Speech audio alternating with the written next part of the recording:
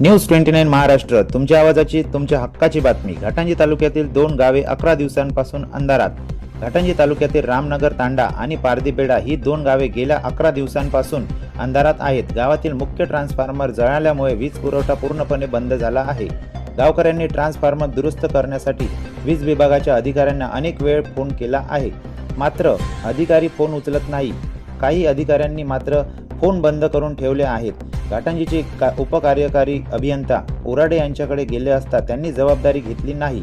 शिरोली येथील वीज कार्यालय देखील बहुतेक वेळा बंद असते। वीज नसल्यामुळे गावात पिण्याच्या पाण्याचा प्रश्न निर्माण झाला आहे।